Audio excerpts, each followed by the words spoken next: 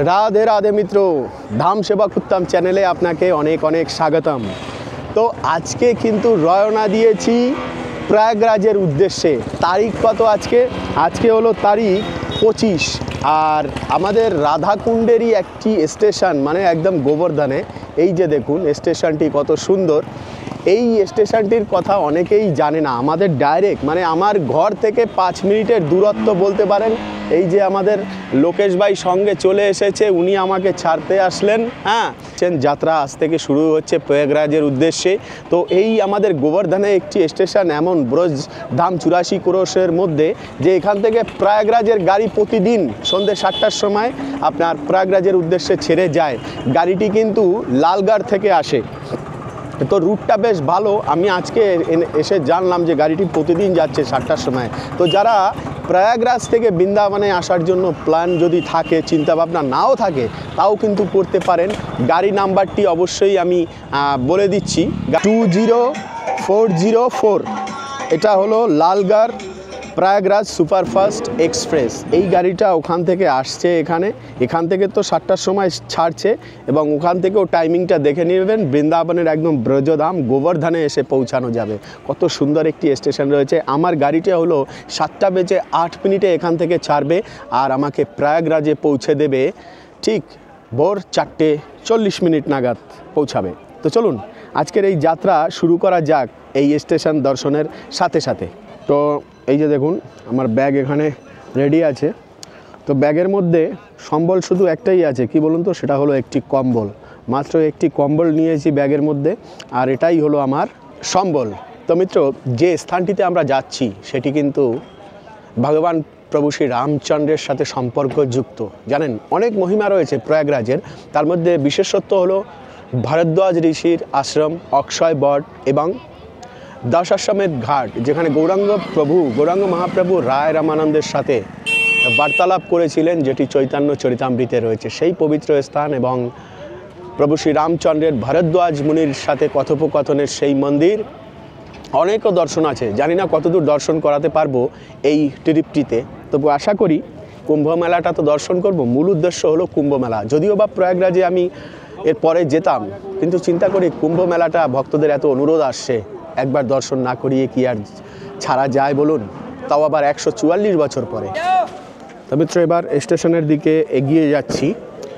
আমি একটি তৎকাল টিকিট কেটেছিলাম, প্রায় 900 টাকার মতো তৎকাল টিকিটটি পড়লো এখান থেকে। সময় তো লাগছে প্রায় অনেকটাই এই ট্রেনটিতে, কিন্তু নিশ্চিন্তভাবে যাওয়া যায়, যেহেতু স্টেশনটি রয়েছে বাড়ির কাছে। খুব সহজ পদ্ধতিতে এখানে যাওয়া যায়। আর বিশেষ করে রাজস্থানে যাওয়ার জন্য কিন্তু এই স্টেশনটি খুব সহজ। আমাদের যেটা জয়পুর যদি আমরা যাই, তাহলে এই স্টেশন থেকেই যাওয়া যাবে। ভবিষ্যতে এই স্টেশনটিতে কিন্তু জংশন স্টেশন হতে যাচ্ছে, একদম নতুন মন্দির যেরকম হয় সেরকমভাবেই কিন্তু ডিজাইনটি করা হয়েছে, লাল পাথর দিয়ে। দেখুন, আর খুব একটা যাত্রী নেই, তবে বেশিরভাগ যাত্রী কিন্তু প্রয়াগরাজে যাওয়ার জন্যই এনারা সবাই রেডি হয়ে আছেন। আর এই যে ডাবল লাইন হয়ে আছে, 7:08 এখান থেকে ট্রেনটি ছেড়ে যাবে। তো মিত্র, এই মুহূর্তে এই যে স্টেশনে যত দূর দেখা যাচ্ছে, চোখ যাচ্ছে, যত যাত্রীরা আছেন সবাই কিন্তু প্রয়াগরাজের উদ্দেশ্যেই রওনা দিচ্ছেন। আশা করি এই যে রাত দেখা যাচ্ছে, এই রাতটা ভোর হলেই একটি নতুন দিগন্ত, নতুন আশা, সে হলো কুম্ভ মেলা দর্শনের আশা। মন তো উৎফুল্লতায় ভরে উঠেছে। কেন জানেন? কেন কি আমি যাচ্ছি প্রথমবার। অনেক বাঙালিরাও আছেন এবং অনেক আমাদের ভারতবর্ষের বিভিন্ন স্থানের যাত্রীরাও কিন্তু এই স্টেশনে অপেক্ষা করছেন ওই ট্রেনটির জন্য। তো যাই হোক, আমাদের গাড়ি কিন্তু ঢুকে গিয়েছে, তবে লেট হলো গাড়িটা মাত্র 20 মিনিট। সমস্যা নেই, এটুক তো চলেই। তো আরও আগে আমাকে এগিয়ে যেতে হবে, যেহেতু S5 রয়েছে সামনের দিকে। চলুন সামনের দিকে এগিয়ে যাই। গাড়ির মধ্যে খুব একটা ভিড় দেখা যাচ্ছে না, এটা দেখেই শান্তি লাগছে যে খুব একটা ভিড় নেই। বাপ রে বাপ, দেখুন কীরকমভাবে এখানে দৌড়াদৌড়ি শুরু হয়ে গিয়েছে। এর মধ্যে এ হলো ভিড়, দেখেছেন? পুরো খালি গাড়ি, তারপরে এত ভিড়, এত মানে ঝাপাঝাপি।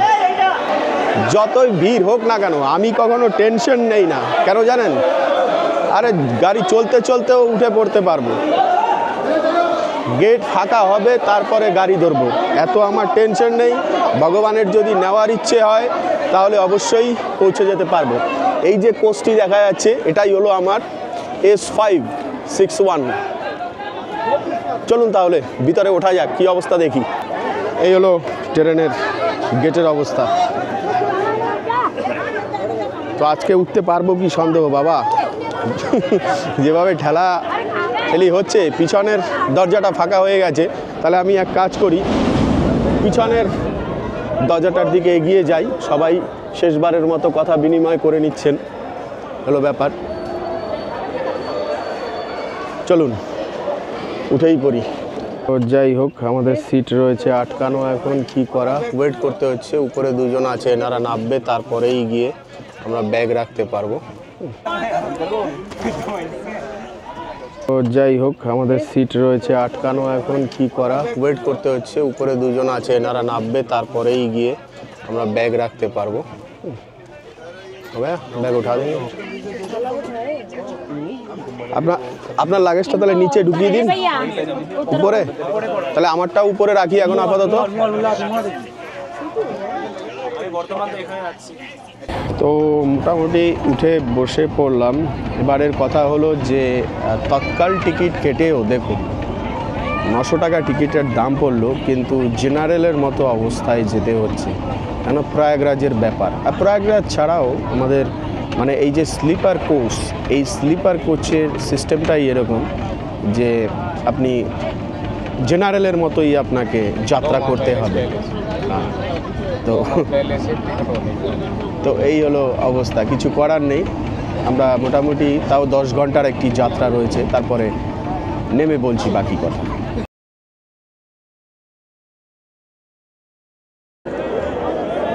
তো এই হলো সুবেদারগঞ্জ, এখন এসে নামলাম ভোর 5টা বেজে 32 মিনিট। সুবেদারগঞ্জের সামনে ভিড় দেখুন, কত যাত্রী বেরোচ্ছে। আর এবার এখান থেকে টোটো অটো যা কিছু পাই সেটা ধরতে হবে, তবে আগে হলো ফ্রেশ হয়ে নিতে হবে একটু। ট্রেনের মধ্যে কি ভিডিও করব, আর মানে নড়ার জায়গা নেই, এরকম অবস্থা। প্রয়াগরাজে অনেকগুলো স্টেশন রয়েছে, রামবাগ রয়েছে, তারপরে ঝুসি স্টেশন রয়েছে, সুবেদারগঞ্জ এরকম। তো এই স্টেশনে নামলাম, বাইরে অনেক টোটো দেখা যাচ্ছে, অটো দেখা যাচ্ছে, এরা সঙ্গমের দিকে যাবে। তো যাই হোক, এই ট্যুরটায় কিন্তু আপনাকে পায়ে হেঁটে, পায়ের জোর না থাকলে পুরো অন্ধকার, এরকম অবস্থা। মনে করুন সারা দিন আপনাকে অন্ততপক্ষে 20 কিলোমিটার হাঁটার অভ্যেস থাকতে হবে, তবেই গিয়ে ঘুরে ঘুরে ভালো করে দর্শন করতে পারবেন। হ্যাঁ, দর্শন না করলে শুধু স্নান করে যদি চলে যাবেন ভাবেন, তাহলে না হাঁটলেও হবে বেশি। 3 নাম্বার সেক্টর রয়েছে, আমি আসলে ডায়াগ্রাম পুরো মুখস্থ করেই এসেছি যে কোথায় কোন জায়গায় কি আছে না না আছে। আমিও তো প্রথমবার এসেছি, তবে আশা করি গাইড আপনারও হয়ে যাবে আমি যেরকমভাবে ঘুরছি। মোটামুটি সেক্টর নাম্বার 3-এই কিন্তু সঙ্গমস্থলী রয়েছে, সেখানে স্নান করা যায়, তারপর তো আরও দর্শন আছেই। তো স্টেশনের বাইরে এসে অনেকটাই হেঁটে চলে এসেছি। এই যে ব্রিজটা দেখা যাচ্ছে, এর তলা থেকে অনেক অটো যাচ্ছে। এখন আমাকে যেতে হবে চুঙ্গি, দেখা যাক চুঙ্গির কোনো গাড়ি পাই কি না ওখান থেকে। তো মিত্র, এই যে স্পটটিতে দাঁড়িয়ে আছি এই মুহূর্তে, এই স্পটটির নাম হলো সিভিল লাইন। তো সিভিল লাইনের এই হলো চত্বর। তো এখান থেকে 6 কিলোমিটার মাত্র রয়ে যায় সঙ্গমস্থলী। তো এত রাত্রেও জমজমাট, রাত মানে কি ভোর হয়ে এসছে, কিন্তু ভোর হতে অনেকটা সময় লাগবে। এই যে টোটোটা দাঁড়িয়ে রয়েছে এখানে, এই টোটো করে আসলাম, ভাড়া নিল 50 টাকা, প্রায় 10 কিলোমিটার মতো চলে আসলাম। তো যাই হোক, এই শহরের মধ্যে স্টেশন তো অনেক, বিভিন্ন জায়গা থেকে হলেও সিভিল লাইন চলে আসলে পারে এই যে ওপার থেকে দেখা যাচ্ছে অনেকগুলো অটো, সব ওপারে চলে যাওয়া যাবে, অসুবিধা নেই। তবে এত পরিশ্রম, এত কষ্ট কিসের জন্য মিত্র বলুন তো? এত কষ্ট, এত পরিশ্রম স্নান করার জন্য, কিন্তু সেই স্নান করার পরও যদি আবার সেই পাপপূর্ণ জীবন আমাদের থাকে, তাহলে এত কষ্ট করে পরিশ্রম করে এখানে আসার মানে কি? তো যাই হোক, জীবন পরিবর্তন হোক এই প্রত্যাশাই করি। চলা যাক, একদম মেলায় নিয়েই কিন্তু ভিডিওটি এন্ড করব একদম। তো সিভিল লাইন থেকে একটি অটো পেয়ে গেলাম, সেই অটোতে উঠলাম, কিন্তু দেখুন জ্যাম, কত সময়তে যে পৌঁছাবো তা তো জানা নেই, তবে উঠে বসে গেলাম, এভাবেই যেতে হবে এগিয়ে ধীরে ধীরে সঙ্গম। তো দেখুন এই হলো অটোটি, কিভাবে বসে আছি অটোতে একবার লক্ষ্য করুন, আর পিছনে ভিড় কীরকম দেখুন। তবে সূর্য দেবতার সারথি, যার নাম হলো অরুণ দেবতা, উনি কিন্তু আকাশে চলে এসেছেন। সূর্য দেবতাও কিন্তু সঙ্গে সঙ্গে আসছে, এটি বুঝতে হবে। তো প্রয়াগরাজ ধাম কি জয়। জীবনে প্রথমবার প্রয়াগরাজে আসলাম, অভিজ্ঞতা কি হবে সেটি তো প্রতিটা ভিডিও দর্শন করলেই বুঝতে পারবেন, যে আমাদের এই পবিত্র ভূমি প্রভু শ্রী রামচন্দ্রের বন গমনের অযোধ্যা এখান থেকে বেশি একটা দূরে নয় এই প্রয়াগরাজ থেকে, এবং চিত্রকূটও দেরি নয় এখান থেকে বেশি একটা দূরে নয়, এবং বেনারসও দূরে নয়। এই সব স্থানগুলোতে কিন্তু অনায়াসে এখান থেকে যাওয়া যায়। প্রয়াগরাজ, চিত্রকূট, কাশী আদি সব স্থানগুলোই দর্শন করা যায় এই শহরের উপর থেকে। উত্তরপ্রদেশ আপনি যদি জীবনে দর্শন না করে থাকেন তাহলে মিত্র বলা চলবে যে কোনো তীর্থস্থানই দর্শন করেননি, কেন কি উত্তরপ্রদেশই এত প্রভু শ্রী রামচন্দ্রের ভগবান শ্রীকৃষ্ণের যত লীলার স্থান হলো এই উত্তরপ্রদেশ রাজ্যতেই অবস্থিত, আর এটি আমাদের ভারতবর্ষের বৃহত্তম রাজ্য উত্তরপ্রদেশ। মোটামুটি সকালবেলার ব্রেকফাস্ট করব, গিয়ে সেখানে দেখা যাক কি পাওয়া যায়। কেন কি শুনেছি নাকি মাতা গঙ্গা দেবী, যমুনা দেবী কাউকেই অভুক্ত রাখেন না। এবার বিষয় হলো যে আমাকে অভুক্ত রাখবেন কিনা। দেখা যাক, অনেক ইনফরমেশন দিচ্ছি কিন্তু ভিডিওটিতে, এবং আগত যত এপিসোড আছে তাতেও কিন্তু অনেক ইনফরমেশন থাকবে। তো মিত্র, এই স্থানে এসে নামলাম, কি বলবো, অটোতে মনে হয় আর 15 মিনিট থাকলে আমার পাঁজরটাই ভেঙে যেত।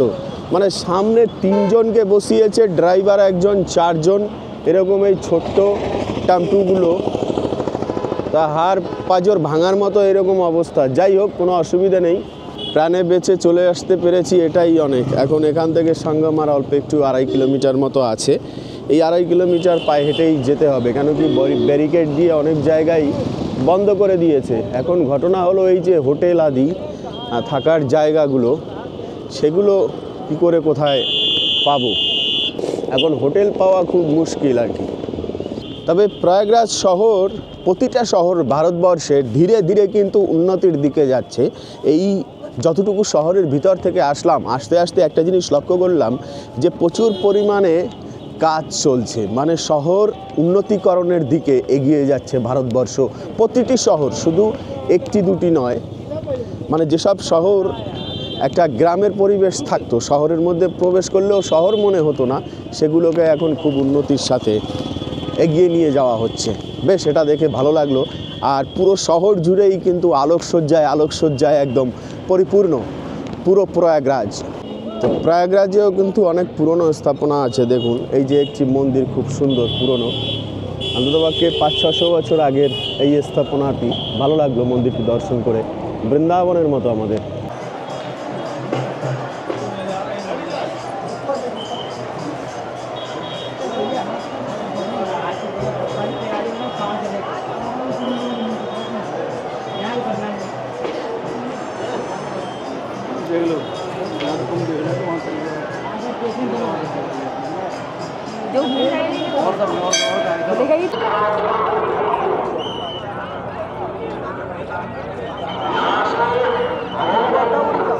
তাহলে মিত্র, আজকের এই ভিডিওটি ছিল এই অবধি। পরবর্তী ভিডিওতে আবার কথা হচ্ছে, দেখা হচ্ছে। সে অবধি ভালো থাকবেন, সুস্থ থাকবেন। রাধে রাধে।